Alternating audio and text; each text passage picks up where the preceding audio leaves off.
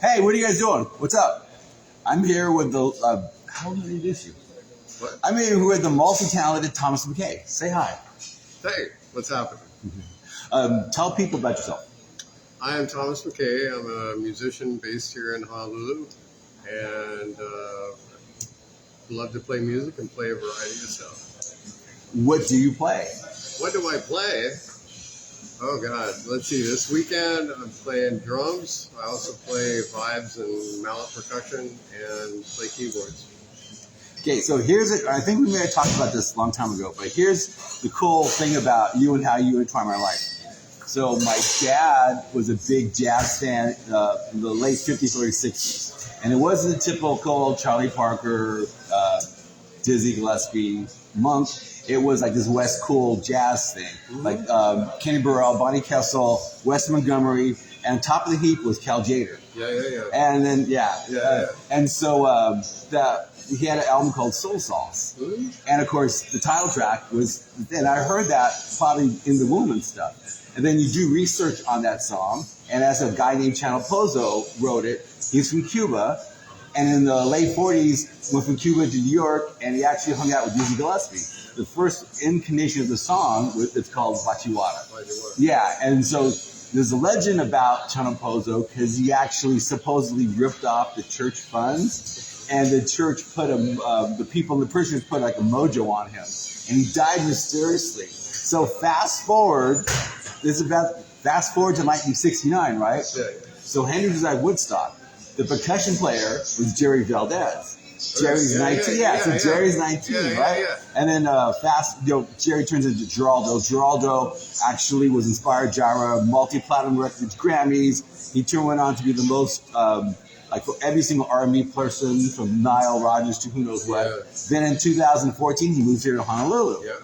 And hey, G-Rad, I know you're out there.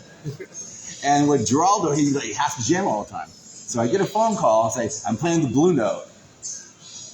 Yeah. And so I go backstage and I see this guy in a suit and his white dreadlocks and going, okay, who is this guy?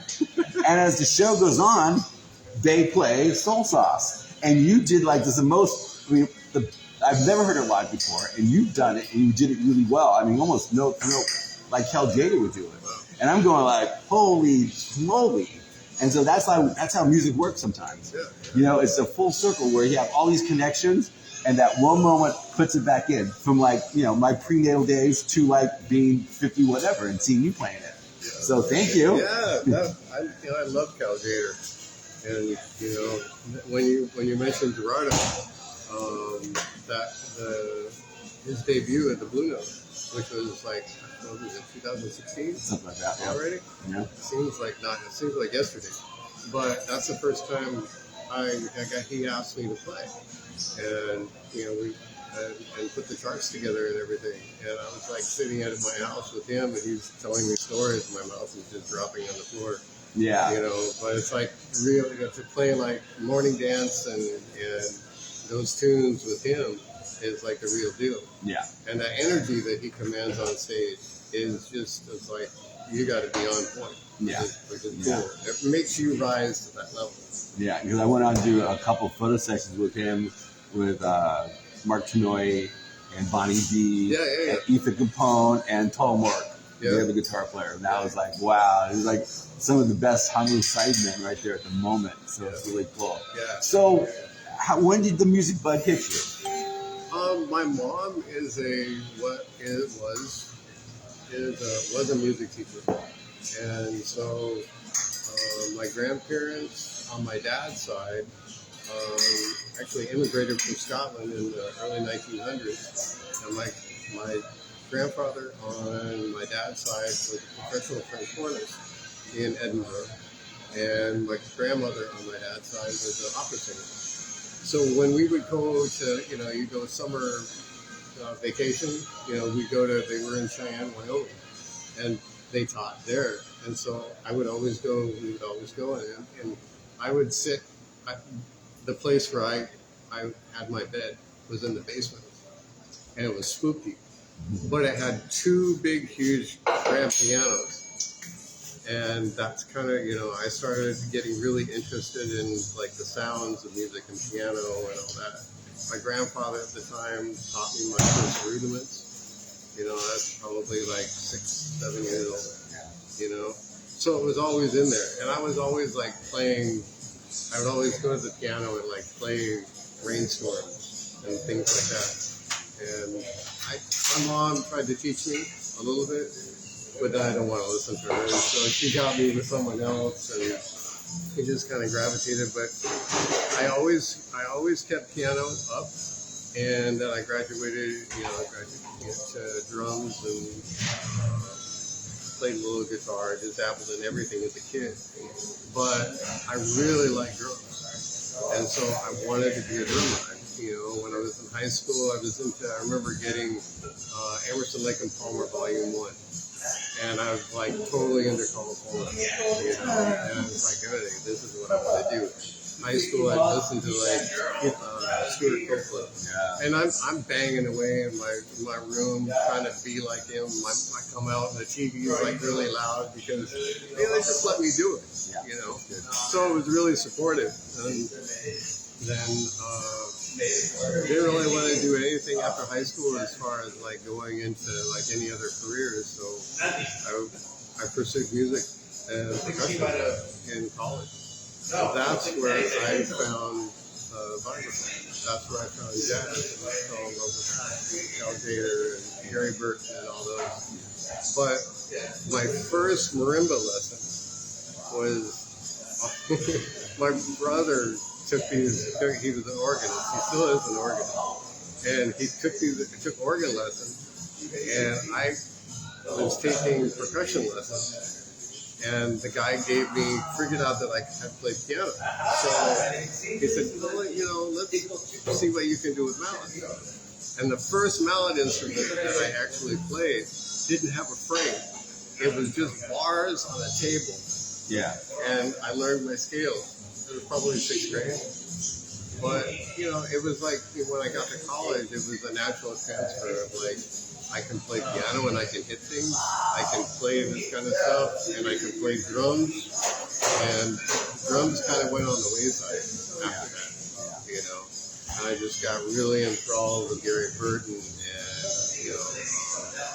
David Friedman and all these guys. And I've been there ever since. It's a very peculiar instrument. And I look at vibe players like Lionel Hampton or whatever, and I never got how you guys can have 2 mallets in your hands and play all that. I mean, that's way more than like Steve Vai doing 2-handed guitar. And it really is. It's like that old joke, how do you get the car to your hall? Practice. It really is. I mean, you just have to, keep doing it. And I've been lucky to be able to study with some really cream of the crop like guys on the planet. Like Mike Muir. I took a couple lessons with him a couple years ago, and just really had the right guys steering me in the right direction. And kicking my butt all the way. Because you can study with people like that, and if they see the talent in you, if they see the passion, if they see that kind of thing in you, they'll push you. Yeah. And they may be really angry and nasty sometimes, but it's out of love. Yeah. Because they know what you can do. Yeah. So. But I've always kept, my mom told me, never lose your piano. Always keep your piano up. And when I was in college, I played piano bars. Wow. I learned all my jazz standards playing my piano bars. Yeah. And wearing a suit and a lot of hits. Playing Billy Joel and all that kind of stuff. But always jazz stuff. Always like, vibraphone and that kind of thing. But in the back of everything, I was still a drummer in my head. I was still a rock drummer. Yeah. Well, what are some of the early rock bands you got into besides ELP? Gosh, I had to hide the records, but I put them. I used to play to a lot of Iron Maiden. Really? And like when Blizzard of Oz came out. Really? I was really into Tommy Aldridge and that kind of thing. Wow. But yeah, those were the guys that I, you know, but Carl Palmer was like the first one. Yeah. And I got to see him in 2002 with his trio. Really? And here I am, like this grown man, and I felt like I was 12 years old, you know, because he had the whole setup and all that. I was like, oh my God, they're doing Prayer for the Common Man, and they're doing Taurus, and I'm like, wow. Yeah. You know, it was just loud. I didn't have any earplugs. I didn't care. You know, but yeah, you know, I like I'm a hard rock drummer. I'm not a jazz drummer. Yeah. You know, I'm not a reggae drummer. You know, I'm a hard rock drummer. I like Tommy Lee. I like to hit hard. Wow. You know, So what brought you to Honolulu? In 2013, I had come out with my first vibraphone CD after a 9-year hiatus from music. I couldn't play music anymore. My hands went down. And my hands came back, and so I did one CD. And my wife Cheryl asked me, she said, well, I said, well, where should I play? She goes, someplace warm. And so I went onto YouTube and looked up Hawaii, and I found Dancing Dave Productions. Yeah. You know? Yeah. And I contacted him, and I said, you know, I just came up with a CD, and I'd like to come over to Hawaii and do a little tour. You know? And he hooked me up with Mes 127, when that was around. Yeah. A gig at Jazz Wines, and then I had to find the musicians. You know, so I just started YouTubing everything, and you know, found I had at that time I had Gilbert Tjader on guitar. The bass player that I had, I brought over from the mainland, and I had Von Baron on one gig, and then another gig I had Shinye here in Mizo, and we rented a vibraphone from New Valley Middle School. And Zach Morita, who's the instructor out there, he has the Hawaii Youth Percussion Ensemble. I went to the rehearsal, and like the first day we landed, I was so impressed these kids could just play. I'm like, wow, you know. But they were also very respectful. Like there was a stand, I was walking through, and there was a stand in my way, and they moved the stand. I was like, you know. So out of all that experience, we played the shows, we fell in love with the place. And on the very last day that I came, when we were here, Shinye said, you need to go to Hale's drum shop and meet Hale Chang. Because he used to play with his vibe player by the name of Arthur Lyman. And I didn't know who Arthur Lyman was. Yeah. Like, who? You know? And I went there, and I met Harold. And the first thing he asked me, he said, so how many tunes do you know? And I was like, no. He's like, yeah, but, you know, memorize by memory? And I was like, no, because, you know, he said, we used to know like 500 tunes by memory, you know. So he kept, at the very end of our kind of like half an hour conversation, and we were literally on the way to the airport, you know. He said, well, you know, we did this one jazz album called Lazy Jazz. I don't have a copy of it. Let me go up to my office and burn it. And he burned me a copy of it. And I put it in the rental car. And I was like, that's my old anthem. And so I kept in touch with him through 2014. I said, is anyone doing Arthur's song? You know, because Arthur passed away. Is anyone doing his music? No. He goes, no, it's really sad. I don't do it. I said, okay. He said, what? I said, well, we'll move to Hawaii. So his music can come back. And that's really the reason that we moved here. Wow. Is to get his legacy back, you know, with vibes and with Intoxika and that kind of thing. I really didn't know anything about it. And so I had when I was in the last 2 years, I was in Oregon. I put together a group called Viva Savant, which was doing all Cal Tjader stuff. You know, I love Cal Tjader. I love David Samuels. David Samuels did a tribute to Cal Tjader. And so when we moved here, brought that book with me, and then just found the musicians, and we had a monthly gig at the beaches for about a little over a year, and played there.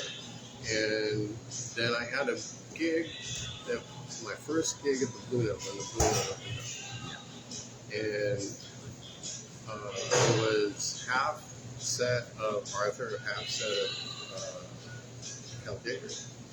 And the percussionist I had at the time, Bobo Weed, he got double booked in LA, so he couldn't do the gig. And so I called Lapaka.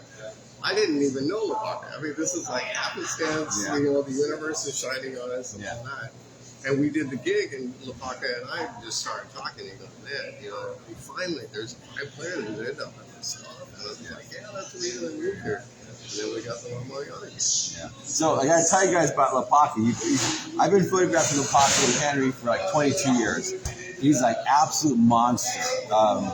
And his dad, Augie Colon, did the International Marketplace with Arthur Rhymes, right? And then Martin Denny. Yeah, Martin Denny. And he had 2 solo albums, but he's the one that comes out with the bird whistles and all that stuff. And Lapaka, he's been almost everybody's record here. His family tree is like Amy Nihili and Eric. They're his cousin. He's cousin to John Cruz and all the Cruz people. He's just phenomenal, and he's a nice guy. And when you guys met up, I was like, that's it. Because on that part of me, that early part of me, having that erotica with the vibes and Lapaka doing something, that's so real, it's crazy. Yeah. And I remember the first time that we did Quiet Village together. And when we did Yellowbird together, I was in near tears because I was like, "This is the way it's supposed to sound. This is it." Yeah. And then we did the Blue Note gig, and that's when shortly after that, this is like 2017. Then we approached La Mariana. Yeah. Everyone was saying it's like you guys really should be playing there. So Judith allowed us. Every Monday night, and we played at La Mariana April of 2017 up until March of 2020. Yeah, because the tragedy is Waikiki doesn't understand their own history, because you guys should be like in every lounge or whatever doing that, and all Waikiki knows is, sorry guys, all my friends do that anyway, because the guitar player that loops. That's all they really know how to do. I mean, that's all Waikiki owners understand, without having you guys doing authentic, Well, in the 50s and 60s, that's what the soundscape was. Yeah. Is Martin Denny and Arthur, and people would, go out to the Elks Club and hear Arthur play solo, or Martin Denny's quartet or whatever, and it was that's the soundscape of Waikiki, of old Waikiki. So when we play those old tunes, like when we were playing at La Mariana, I had a lot of people come out to me that to us and hear us that were friends of Arthur, and going, oh man, I am so glad we haven't heard these songs in like years. Yeah. Because what I started once we got that gig is I just started and writing stuff. And then I got associated with Leslie Baxter, who is Les Baxter's daughter. And when we did our album in 2019, we have to do AK royalty rights and that kind of thing. And I said, well, okay, Leslie, we're doing this Quiet Village, which Martin Denny didn't write, Les Baxter wrote it. And she said, no, this one's on the family. Wow. And she's been following us ever since, Because what Lapaka and I what we try to do with this music now is pay homage to the old way, to the old tunes, but bring it into something new, with jungle beats and with something that a new generation would latch onto, like dub. We do a lot of dub, but we'll do Quiet Village in the middle of it, So it's very fun, and now we're luckily we're at White Sands every first Tuesday. And where's White Sands at? For people to know. White Sands is right on the heart of Waikiki. Speaking of, It's got a cool, really cool bar. yeah, we play. It's called Hale, and we play. Yeah, we play at Hale every first Thursday from 7 to 9. So be there next Thursday.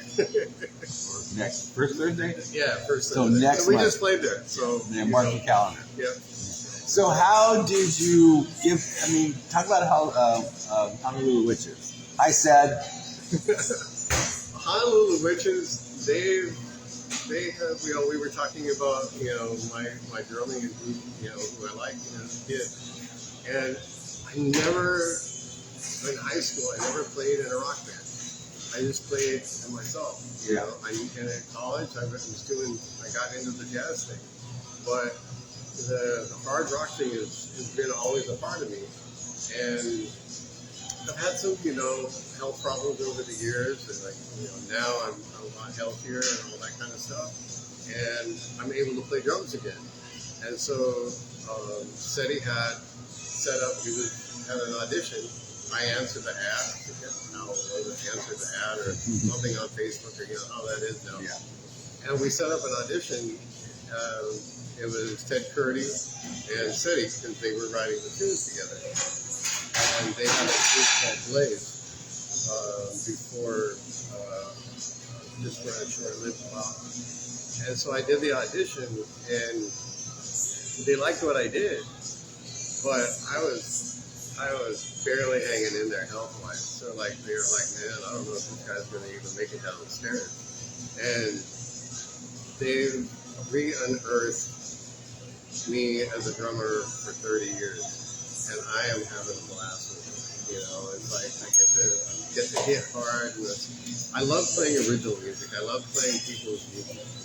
I enjoy playing covers, but I like getting into people's heads and finding out how you want to craft these tunes.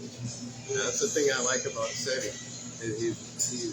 He knows what he hears, and he has a very good ear, and he knows what he wants.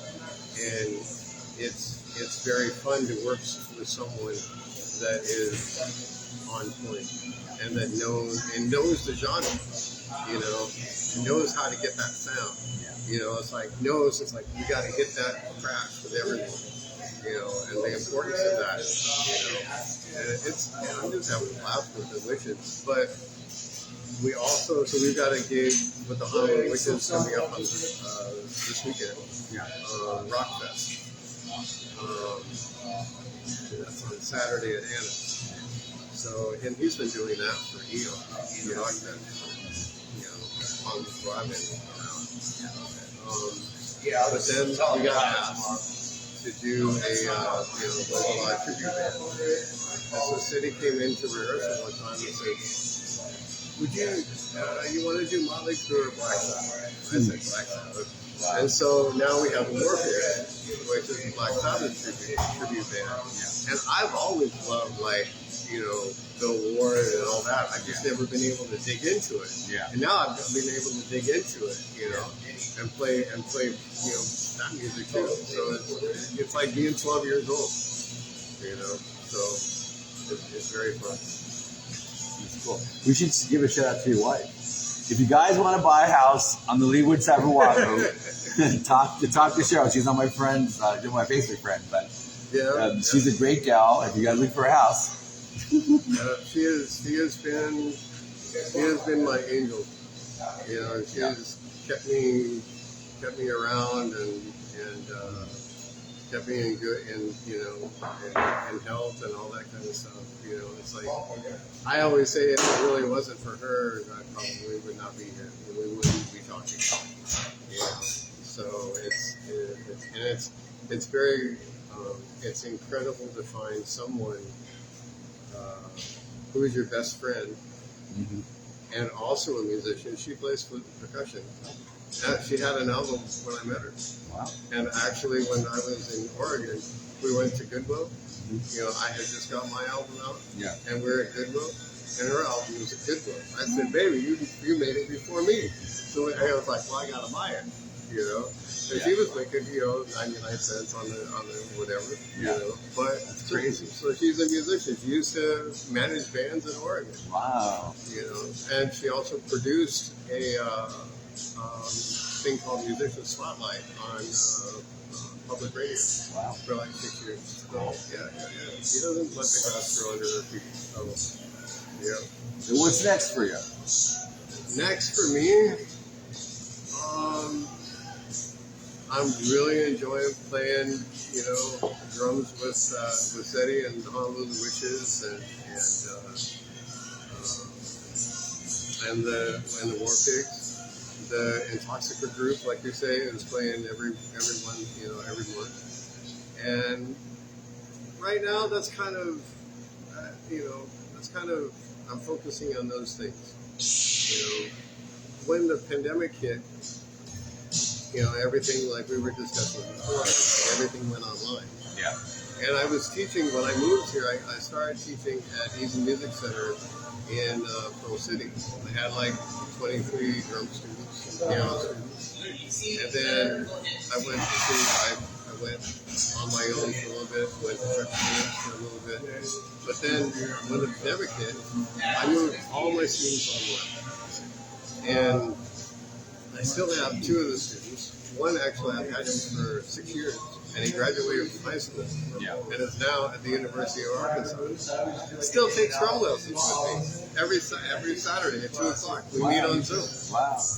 And it's like, so, and now I have a vibe student from Las Vegas who's a professional player in Las Vegas, and he's been studying with me for a year and a half. So the online teaching thing, I got involved with the LA Jazz Society. They have a thing every year called the Vibe Summit, which every year all the vibe players go to LA and they basically play for each other. Well, I'd never been able to go because I never could afford to go, but now online, it's like, sign me up, and so I do that every year, Okay, so if someone's interested in taking lessons from you, how can they contact you? They can Facebook me. They can reach me through my website, which is Thomas Mackay, MACKAY.net. And my email and everything is there. That's probably the more. I actually teach. There's a website called Lesson Face, FACE.com, and it's an online teaching source for a bunch of different teachers, and you can study languages and all sorts of stuff. And I've been teaching through them. So if you went in Lesson Face and put vibraphone, 4 drums I would call it. Wow. But if you follow me on Facebook, we can set something up from whatever. But yeah, it's just online world is king now. Yeah. They're really look at what we're doing here. So. Okay. Well, congratulations, good health. And I'll make one of the Intoxika gigs sooner or later. Yeah. Because Lapaka's, we go back a long way. Yeah, and I really respect him a lot. And you came and saw one of our first gigs after La Moya. I think we had played like La Moya a couple times. Yeah. We played the Hyatt Center. Yeah. And, that was like, we were just getting our feet wet with the songs and things like that. That was a fun gig. Yeah. Because you guys are doing the La Moya on Mondays, and that was really hard for me to get on. Yeah. But it was a good thing for you guys. It was really cool. Yeah. Because if you guys don't know stuff about La Moya, it's an old. It's in the harbor. It's at Wood Harbor. It's over there, right on Yeah, Sand Island. Yeah. And it's one of the last surviving tiki type bars, themed restaurant. Yes. If you want to go to Old Hawaii, it's that place. Yeah, it's been in any like Hawaii 5-0 or whatever.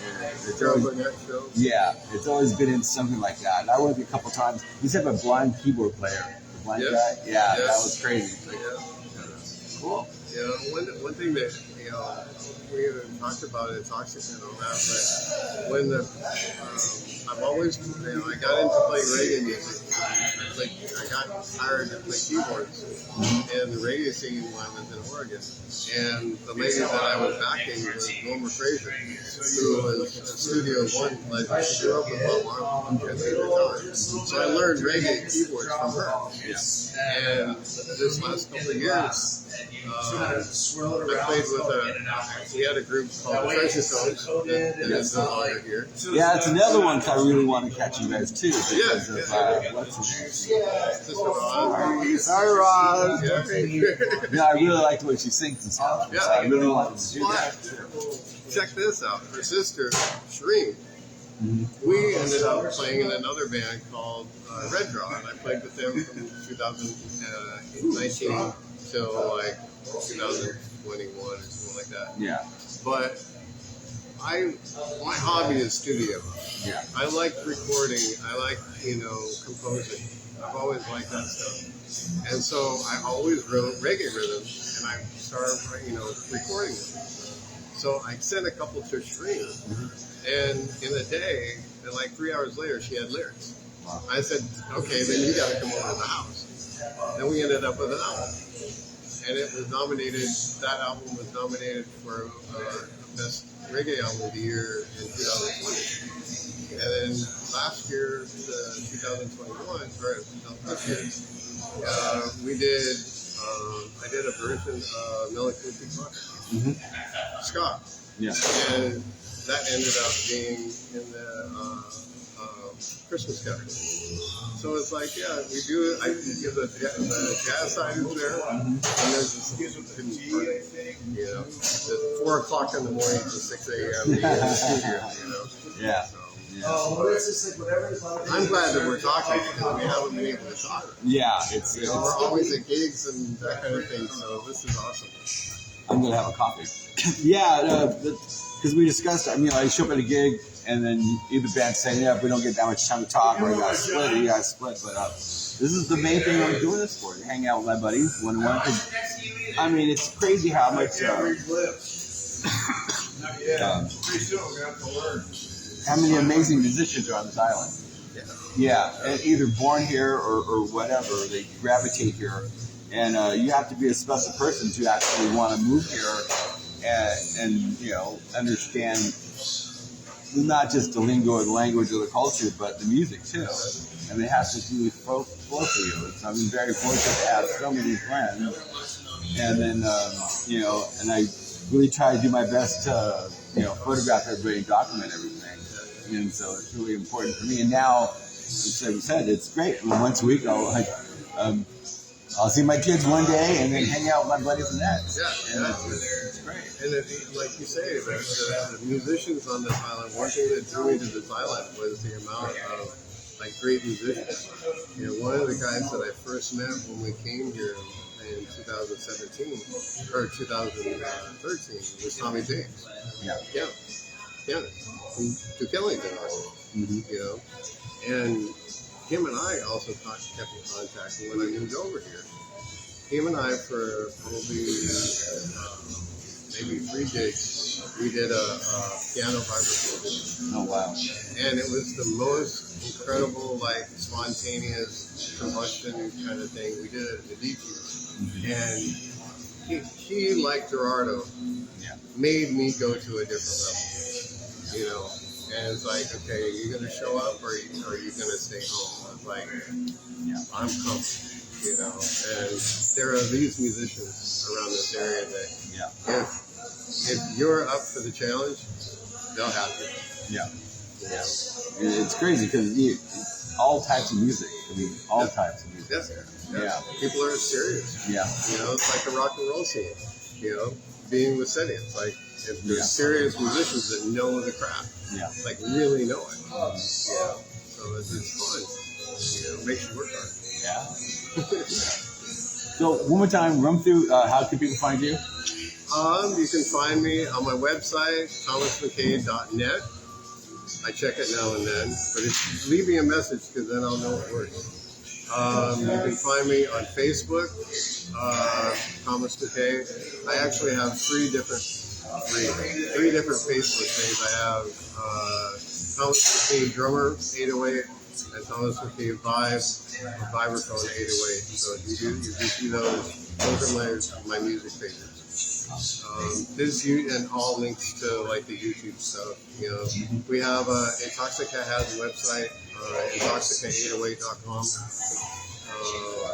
And you can check out the War Pigs. You can check out the Honolulu Witchez. Facebook is the place. Yeah. You know, just type it in.